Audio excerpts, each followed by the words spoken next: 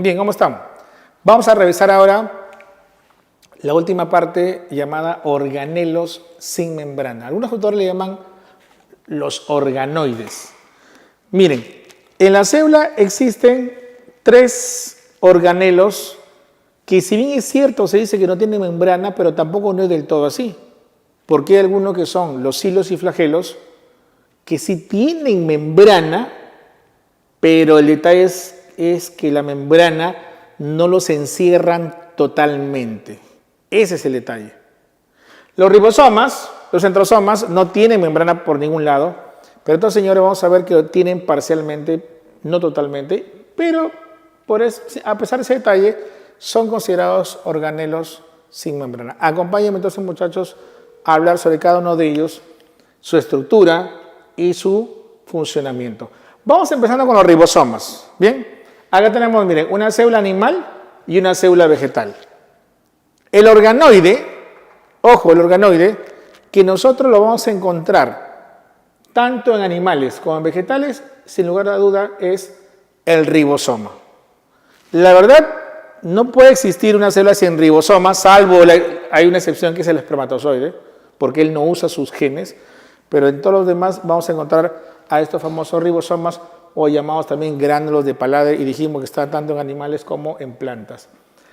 Profesor, ¿dónde se fabrica el ribosoma?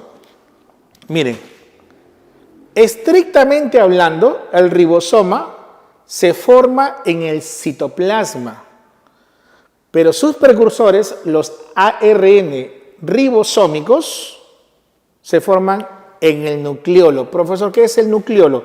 El nucleolo viene a ser se ve como una pelotita dentro del núcleo, donde es ahí, en el nucleolo, donde donde se van a formar los ARN ribosómicos. Por eso acá mejor, estrictamente hablando, repito otra vez, en el nucleolo, acá muchachos, se fabrican los precursores de los ribosomas.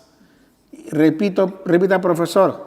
¿Y quiénes son los precursores ribosomales?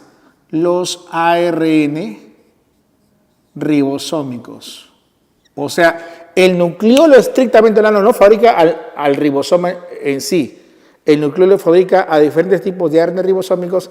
Estos salen por lo complejo del poro al citosol y afuera se arma el ribosoma al unirse con proteínas. Pero sin embargo, a veces por efectos prácticos asumimos que el nucleolo es el lugar donde se fabrica. ¿Bien? ¿Dónde encontramos estos ribosomas que se ven como unos granitos? Muchachos, lo encontramos en diferentes lugares, muchos sitios. El citosol, lugar importante para fabricar proteínas variadas. En el retículo endoplasmático rugoso, la cara externa. En la carioteca, la membrana externa.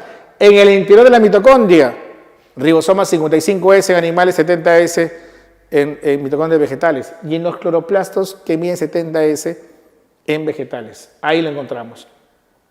A veces encontramos ribosomas unidos a un ARN mensajero, varios ribosomas, formando el polisoma o polirribosoma. Bien, vamos a estudiar acá en esta parte los componentes de los ribosomas, ¿ya? Y vamos a ver la función en sí que realizan. Miren, muchachos, un ribosoma tiene 2 unidades, la unidad mayor, la unidad menor. ¿Bien o no? Mayor y menor. En los eucariotas, la unidad mayor pesa o tiene un coeficiente de sedimentación de 60S. Son velocidades de sedimentación. S viene de Schwarzschild. Es una unidad de medida de la sedimentación del ribosoma. Y la subunidad menor tiene un coeficiente de sedimentación de 40S. Acuérdense bien, 60S la subunidad mayor y 40S la subunidad menor. Ambos juntos, tienen, o sea, unidos a los dos y formando el ribosoma completo, tienen un coeficiente de sedimentación de 80S. Profesor, 40 más 60 más 40 no es 100. Es una suma aritmética, muchachos. Acá estamos sumando velocidades de sedimentación.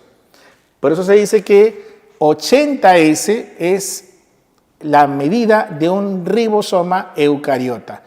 Y no se olviden que el ribosoma eucariota necesita de magnesio para unir a sus dos subunidades. Con magnesio unidos, sin magnesio desunidos. Muy bien. Profesor, y dígame, ¿qué tienen estos como casquitos? ¿Qué tienen en su composición? Dos componentes fundamentales. ARN ribosómicos y proteínas. Repito, ARN ribosómicos y proteínas. Muchachos, déjenme decirles que el componente principal obviamente es el ARN ribosómico. Déjenme decir entonces, jóvenes, que en la unidad mayor, ojo, en la unidad mayor, eucariotas obviamente, existen 3 ARN ribosómicos, mientras que en la unidad menor existe solamente un ARN, vamos a colocarle acá la R chiquita, ribosómicos. Acá un ARN ribosómico. ¿Bien? Profesor, entonces son 3 más 1, 4, sí. Muchachos, en total en los eucariotas existen 4 ARN ribosómicos, acuérdense bien.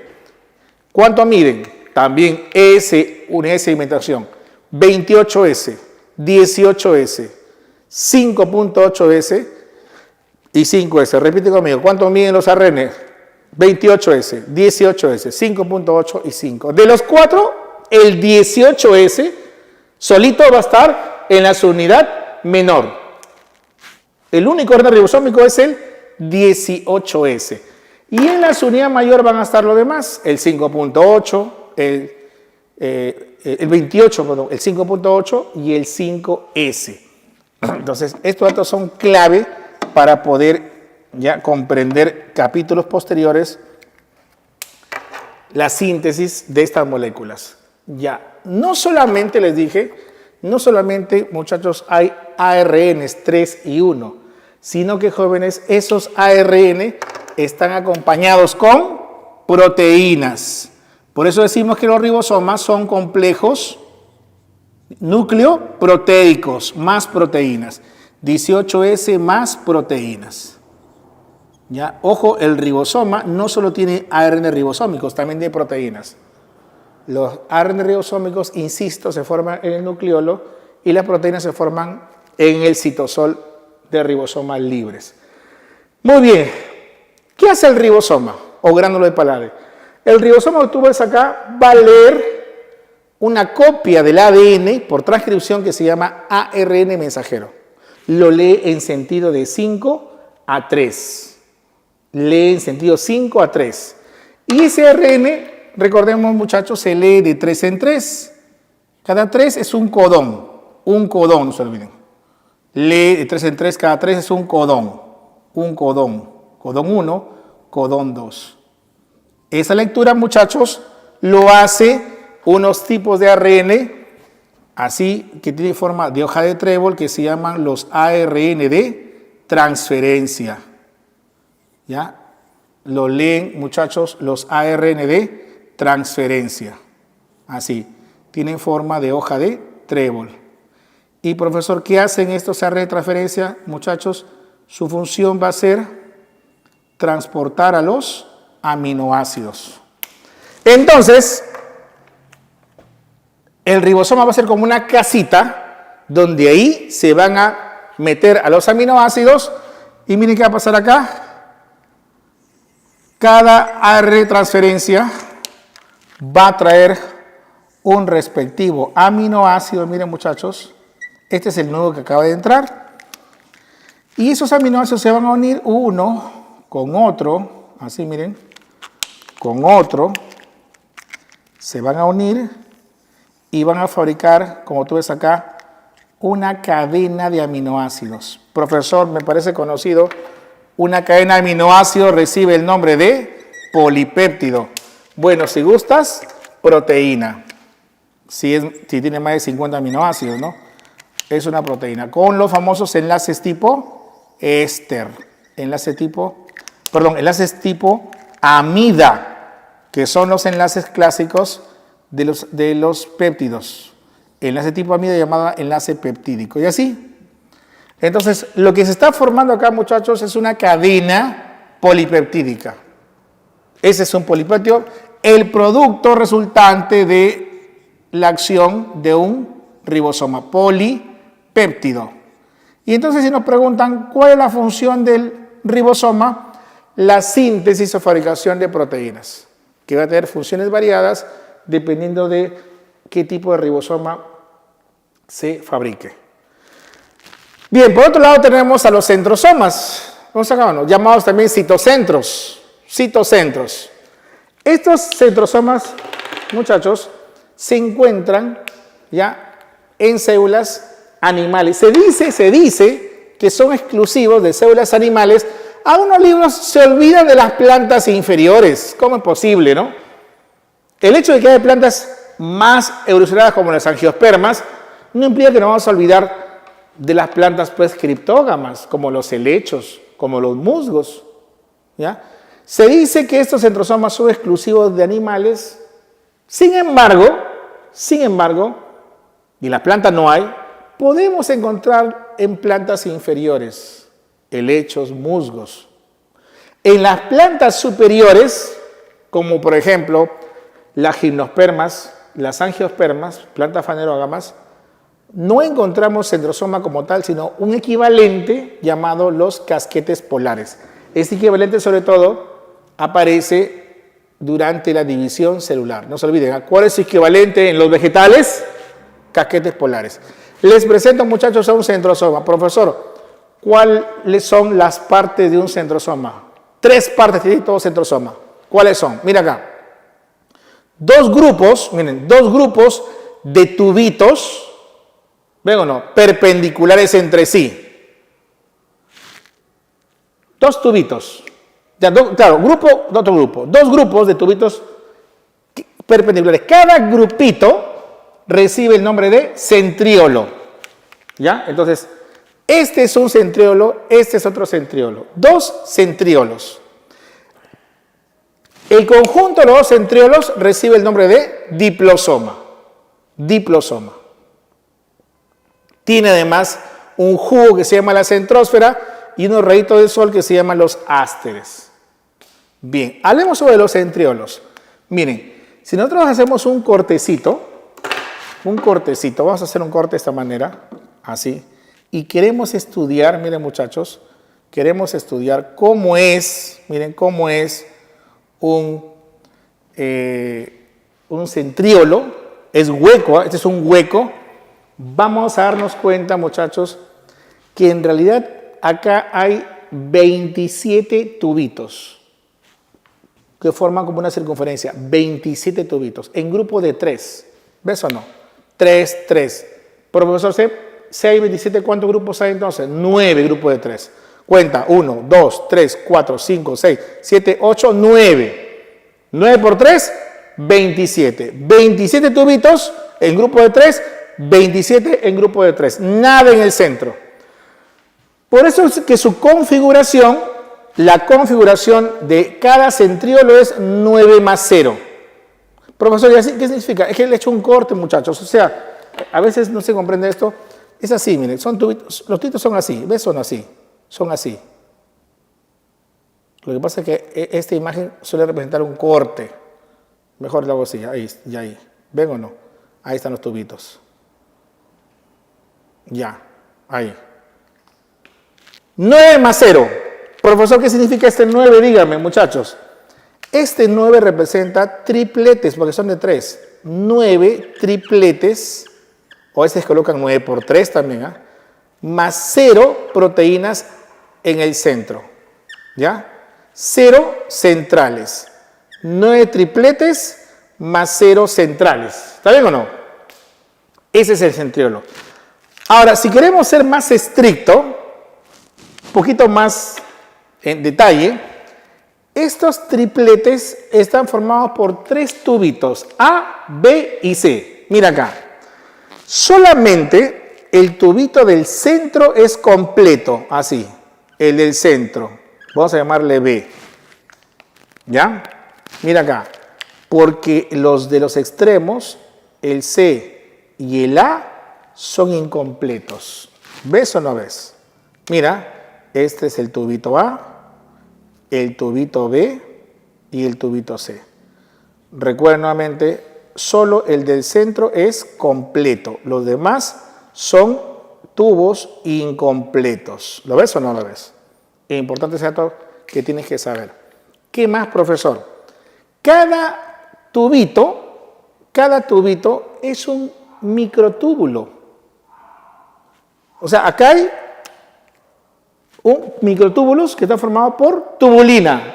Vimos nosotros en el capítulo de citoesqueleto, cada tubito es un microtúbulo y las tubulinas son proteínas globulares, las tubulinas.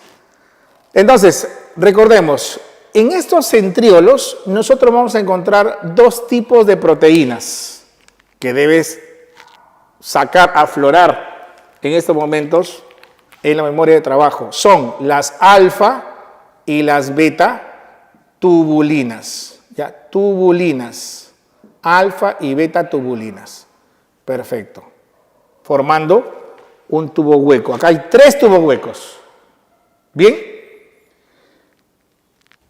En la centrósfera es un jugo, es un coloide, donde se empiezan a ensamblar, ¿ya? A ensamblar, muchachos, los microtúbulos. Acá en la centrósfera, muchachos, existe la gamma tubulina, una tubulina que no es común encontrar en otros sitios, sino netamente acá en la centrósfera. ¿Cómo se llama, profesor? Gamma tubulina. Bien. Y los ásteres son unos microtúbulos pequeños que salen en el polo opuesto a donde va a estar el crecimiento. Ya está. Profesor, ¿qué función, dígame, hágame recordar qué función tienen los centrosomas? Muchachos, no se olviden que centrosoma y centriolo no es lo mismo. Los centriolos están dentro de los centrosomas. Este centrosoma es el lugar donde se va a organizar los microtúbulos, que son estos. Por eso que es el CONT, centro de nucleación de los microtúbulos. También va a formar el uso cromático durante la división celular. Y además va a originar los cilios y flagelos en los animales y plantas inferiores. Bien, y vamos viendo ahora los cilios y flagelos, que son apéndices propios de los animales, pero también lo podemos encontrar en vegetales inferiores. Miren, acá tenemos cilios. ¿Quién nos recuerda la vía respiratoria con sus cilios para barrer el polvo y el moco? Y los flagelos, por ejemplo, del túbulo seminífero en el interior, donde se forman los espermatozoides flagelados. Miren, cualquiera de ellos, cilio o flagelo, acá tenemos la ampliación ya, tienen 2 partes, muchachos, 2 partes. Una parte inicial, que se llama el cuerpo basal, y una parte larga, que se llama el axonema. ¿Ya estamos o no? Cuerpo basal y axonema. Recordemos que debajo del cuerpo basal, acá debajo van a estar, justamente, mis estimados, van a estar la parejita de centriolos. O sea, de acá van a partir. Bien, si nosotros hacemos un corte, mira acá, un corte del cuerpo basal, ya, del cuerpo basal, y hacemos una ampliación, mis estimados, el cuerpo basal va a tener la misma configuración que los centriolos. O sea, 3, 3, 3, 3, 3, profesor, eso me parece conocido. 9 tripletes más 0 centrales. Tiene la misma configuración de los centriolos. 9 tripletes, no se olviden, tripletes, o si gusta, 9 por 3 también, más 0 centrales. Profesor, ¿y por qué? Porque es la primera parte que se fabrica a continuación de los centriolos. Mientras que la parte larga y delgada, llamada axonema, la cosa que es diferente, miren, si hacemos un corte transversal, nosotros observamos otra configuración. También 9 grupos. 1, 2, 3, 4, 5, 6, 7, 8, 9. Pero ya no son tripletes, sino dupletes. Y ahora sí, en el centro hay dos proteínas centrales. Entonces, muchachos, tienen una configuración de 9 más 2. Ajá, cambia acá la cosa, ¿ya? Es que durante la formación del axonema va a disminuir uno de cada triplete, ¿ya? Y solamente vamos a formar dupletes, ¿ya? Dupletes más 0 centrales, más 2 proteínas centrales. Bien, 2 proteínas centrales. Es el axonema el que se va a mover y va a originar la diferencia y la función clave entre cilio y flagelo.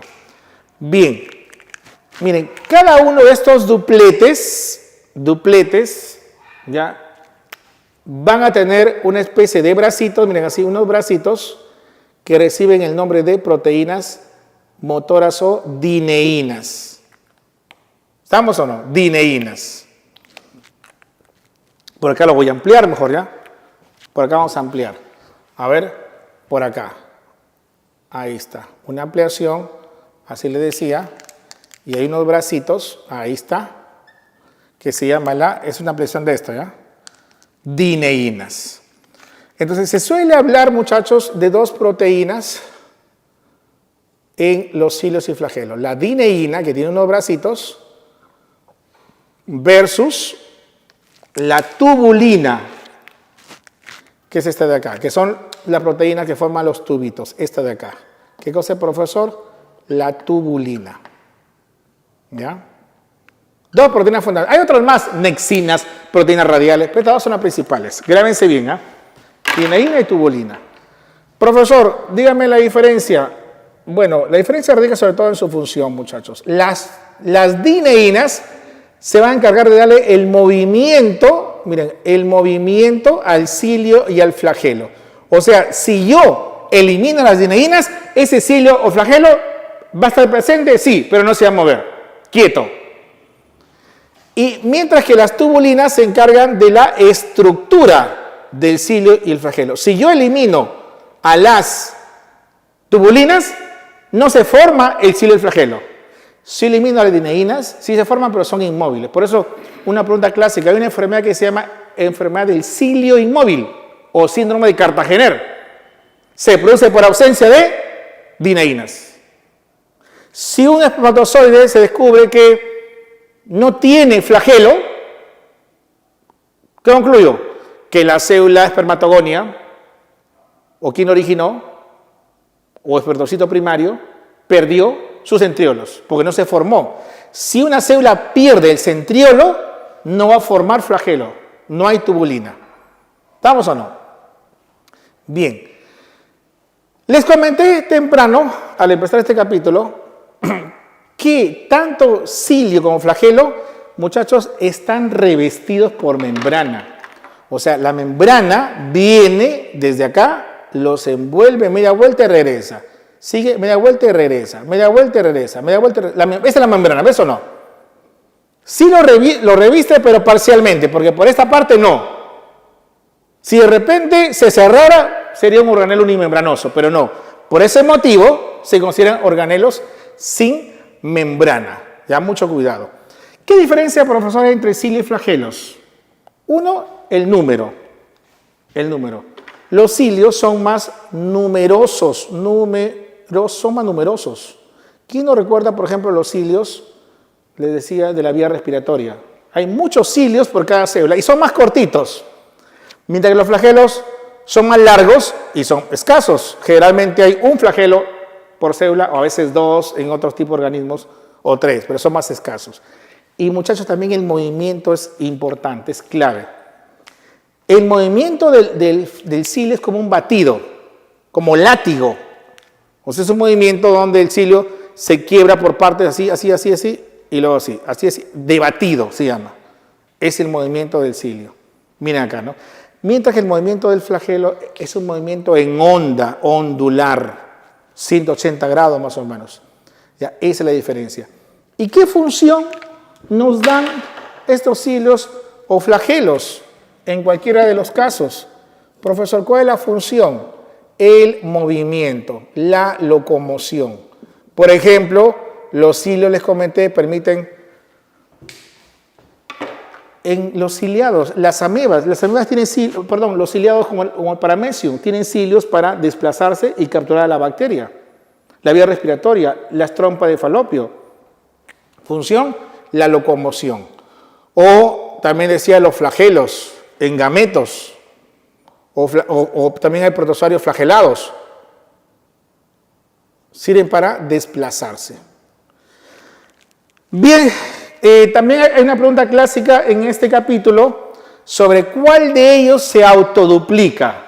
¿Quién se autoduplica? El ribosoma no se autoduplica.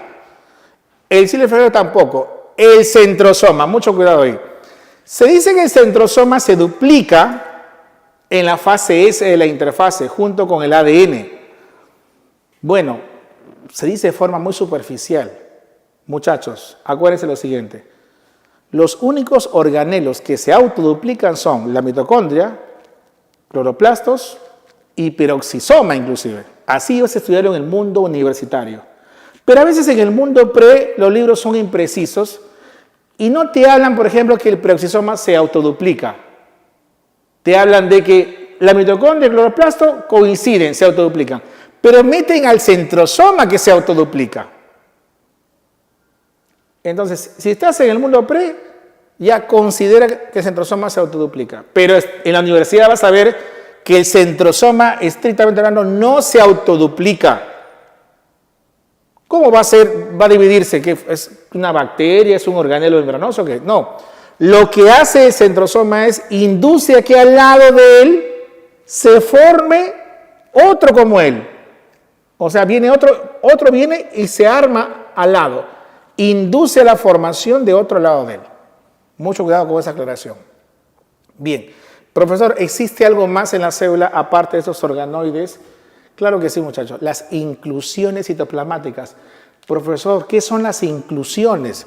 Muchachos, las inclusiones citoplasmáticas también reciben el nombre de paraplasma, así, ¿eh? No son otra cosa que pequeñas agrupaciones de minerales, de moléculas que no tienen membrana tampoco, ¿ya? A ver, hablemos para cerrar esta parte de las inclusiones citoplasmáticas. Se diferencian notablemente las inclusiones de animales y de vegetales. También recuerden que se les llama paraplasma, ¿ya? Paraplasma. Miren, en vegetales, por ejemplo, acá aprovechando este esquemita, podemos encontrar, muchachos, nosotros inclusiones. Miren, vamos a encontrar inclusiones ¿de qué? Inclusiones, por ejemplo, de almidón, ¿ya? Almidón, reserva, ¿no? Almidón. Podemos encontrar inclusive aceites. Lo más llamativo de las inclusiones, muchachos, son los cristales. Pregunta clásica, ¿cuáles son los cristales más comunes que encontramos en los vegetales como inclusiones? Los cristales, muchachos, de oxalato de calcio. Acuérdense de nombrecito, oxalato de calcio. Que forman diferentes figuras geométricas espaciales. Puedes encontrarlo en forma de drusas, por ejemplo, drusas, agujas, rafidios, entre otras formas más. No se me confunda, oxalato de calcio. Bueno, y en los animales podemos encontrar inclusiones de qué, por ejemplo, de glucógeno, pigmentos, melanina. Podemos encontrar inclusive cristales, por ejemplo, de Charcot-Bocher en la célula de Sertoli, cristales de Reinke en la célula de Leydig, o de Cole-Exner, por ejemplo, en los ovocitos. Encontramos esos cristales en los folículos ováricos. Bien, entonces, muchachos, ha sido un gusto compartir esta teoría en varias sesiones para que, como siempre les digo, sea una motivación y un punto inicial para empezar a profundizar más en este mundo maravilloso de la célula. Soy Frank Medina Villalobos y conmigo será hasta una nueva oportunidad.